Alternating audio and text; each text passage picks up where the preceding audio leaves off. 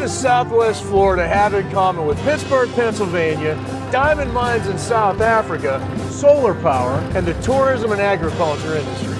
I don't know. But we're going to spend a few days out here in the Babcock Ranch Preserve to find out. We're at the dawn of a new era for this place, but it has a story spanning more than a century. In 1914, Edward Vose Babcock, a lumber tycoon and once mayor of Pittsburgh, Pennsylvania, purchased the Crescent View Ranch in Punta Gorda, Florida. His biggest customers were diamond mines in South Africa, where pine tar harvested from the Babcock Ranch was used as termite repellent.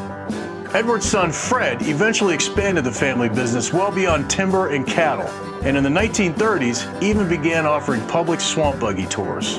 In 2006, the 91,000-acre ranch was sold to developer Sid Kitson, a transaction resulting in his creation of America's first solar-powered town and the largest single conservation acquisition in Florida's history.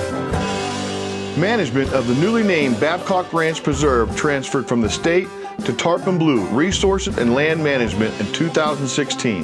This collaboration ensures preservation of the property's natural, cultural, and agricultural legacies.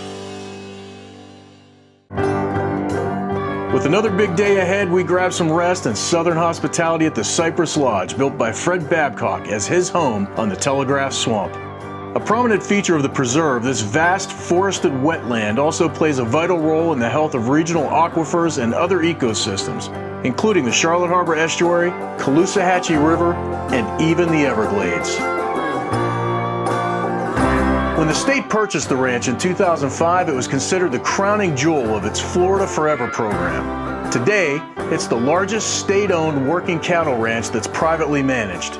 We had a chance to see this public-private partnership in action and to meet some of the people carrying on the kind of work and traditions that have shaped the agricultural heritage here.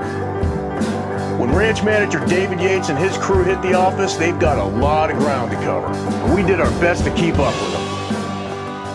We just had a blast out here the last few days and can't thank you enough for letting us tag along. You bet, man. It just strikes me as, this is like the kind of work that built America, man. You know what I mean? Exactly. It really is. Like I mean, it was an honor to watch it being done, and your crew's outstanding, man. And, obviously you got some people you've worked with for a long time. And speaking of that type of work, I just been thinking out here, it takes me back to, old America. But how much, it really probably hasn't changed much. Probably 100 years ago, or more, they doing the same work. It was, that's right. Cowmen, dogs, Dogs, horses. Yeah, the only thing different now is we probably work cattle more. We more medication to them and keeping them healthier. So we actually are in the cattle maybe a little more than they used to be. But yeah, it hadn't changed a whole lot. The dogs were ever present, man, the whole time we were out there. Yeah. And they seem like they love it, B, they're really good at what they do. You got to train them up to do that, or they just kind of fall in line? Yeah, they kind of fall in line. You got a few lead dogs that kind of train the rest of them, and it's just, all you really train them for is just to come back, come back and go when you send them. It doesn't take long to come out here and start driving around and realize this is a vast property. We're talking about 70,000 acres, right? Yes, sir. That's right. And on that acreage, I know there's a lot of other uses with the property, as far as agriculturally, but as far as your cattle goes, how many you got and how wide do they roam on 70,000 acres? Yeah, we've got about 2,500 head. They run over 50,000+ acres. Some of it's farmed. Yeah, we have about 4,000 acres of farmland, and so we'll graze it for a few years, and then they'll farm it for a few years on the grass patches. You guys ride around places out here. The environments are all very different, and this is Elvis, by the way. Let's just introduce Elvis to the audience right now. We met him the last couple of days. There's been an Elvis sighting. Oh yeah. But you've got a lot of different areas that you go to that you can only get to on horses, right? That's right. Yep. Yeah, that's why you don't do it off of a four-wheeler or motorcycles or things like that, because you can only get there off of a horse.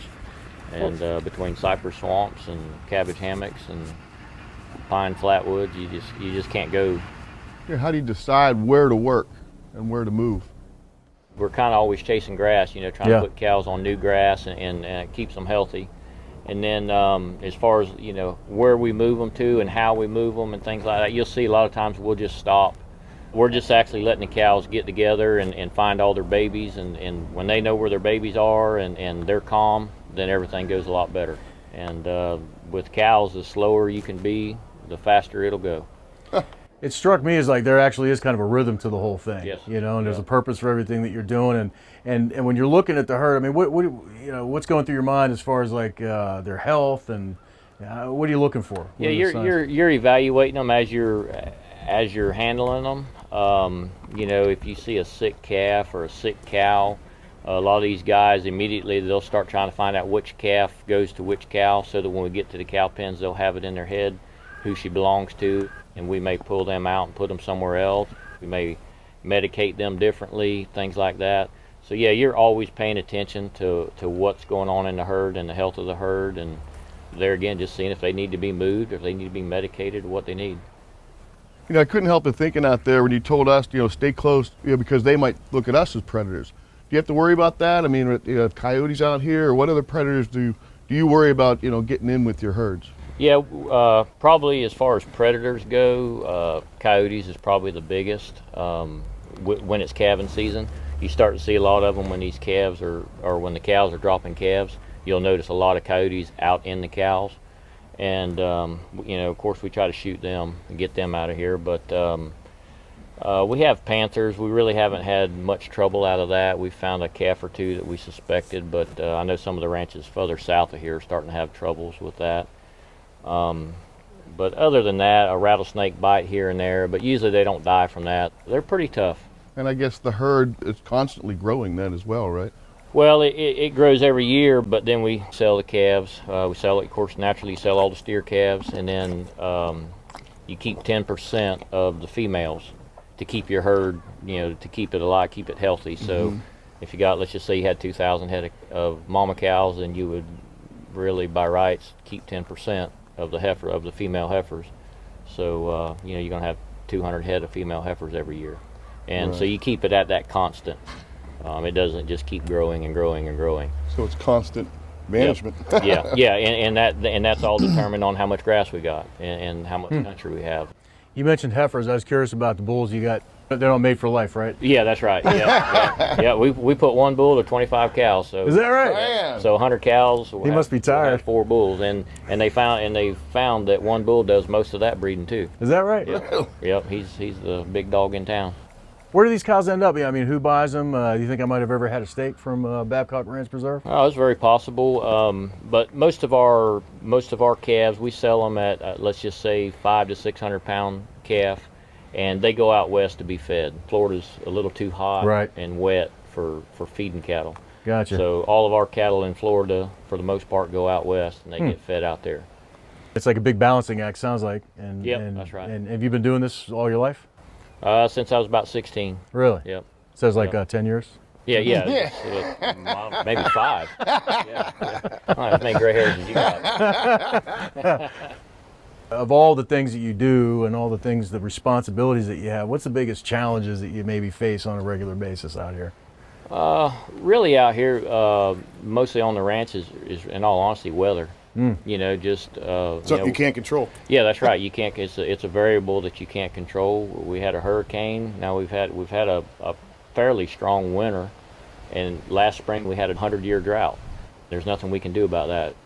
Well, we wish you fair weather and good luck, David. It's really an honor to tag along and watch what you guys do, man. It puts a whole new appreciation for, you know, you look at a cow, you don't realize what goes into taking care of them, you know? I'm glad y'all came out. Yeah, thanks for having us, man. You bet, man. All right.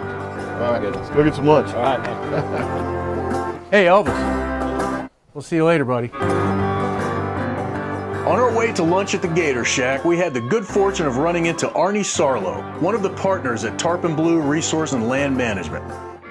What's the biggest challenge in carrying this forward, this plan? Well, from the start, it was a challenge just because they wanted to leave it as a working ranch. And the challenge back then was they seen a lot of pieces of property the state bought, and then they quit all the activities that generally don't go, cattle, sod, farming, those operations. They remove them from the state, and what happens on the property, it starts to grow up and it doesn't stay, and it costs more to keep it in, especially exotic control, maintaining the roads. So by having a group like Tarpon Blue or Kitchen and Partners or whoever's on the land managing it, they keep the upkeep and it saves the state money. And that's what the whole purpose was, to remain a working ranch, but then balance it with the environment and still preserve the wildlife and all the natural parts of it, which we were able to do here. Yeah, I mean, that's fascinating to us in the time that we've been here to see how all that interplay takes place in a successful way. It just seems like it's not just an investment to manage. It seems like there's a real pride and appreciation for the land here and Mother Nature, I guess. You nailed our lifestyle, and it is. We're stewards of the land. You hear that a lot, and it's not just a phrase. We all take care of it. We want this land in good shape. How important is it to you, the mark that you're going to leave, that people may be talking about, 50 to 100 years from now? Well, I think when anybody comes out and enjoys the land, that's the success of a legacy. Started all the way back with Fred Babcock, and then his son-in-law, Dick Cuda, who was the CEO, and Sid Kitson, who bought it. There was about 4 or 5 buyers as big as Kitson, but Kitson had a plan that aligned most with the Babcocks, and it was keeping it in preserve. And then he kept a lot of his development in preserve. But between the Babcock family, Dick Cuda, Sid Kitson, they wanted this preserve. I'm very fortunate to get to win that contract with my partners to come back and manage it, and we just to keep this legacy going. And I mean, to be able to run cattle and do the things that we enjoy doing out here on the state land, it's an honor. To view full episodes, visit adventureandwildlife.com.